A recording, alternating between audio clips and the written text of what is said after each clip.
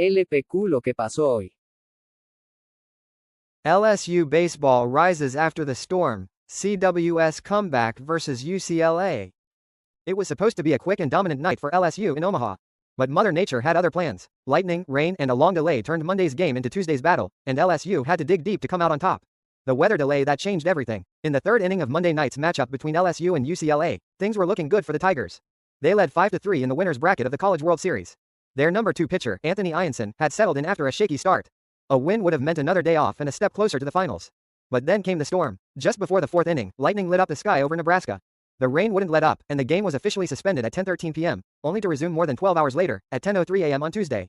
That meant no rest day for LSU, and no chance to use their key pitcher again. Now, a loss would send them straight into a doubleheader, and one more defeat would end their season.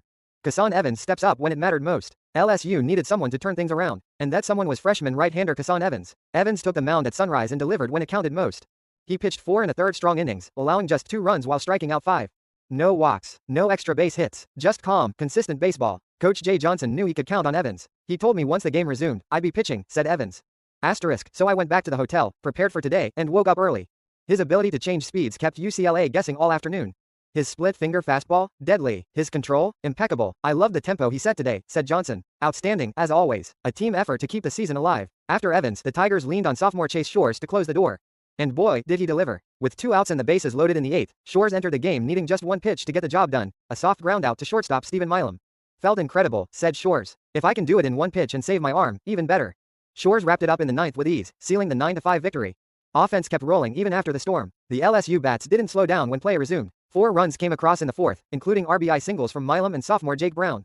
Later in the 5th, junior Daniel Dickinson added another run with a clutch single to right field. It wasn't my best hit, but we'll take it, Dickinson said with a smile. And in the 8th, junior Jared Jones drove in his 4th run of the game with a single that pushed the lead to 9-5. Before the weather delay, LSU had already made its mark, scoring 4 in the 1st, thanks to a 3-run homer from Jones. We wanted to come out swinging, Jones said. They scored 3 early, so we knew we had to score at least 4 to win the inning. That home run, 387 feet, launched at 110 miles per hour into the wind in right center, was not only Jones' 21st of the season, but also LSU's first in Omaha. With this victory, LSU improves to 2-0 in the College World Series and now waits for the winner of tonight's elimination game between UCLA and Arkansas. This is the 8th time LSU has started the CWS with a 2-0 record. In the previous 7 instances, they went on to win 6 national titles.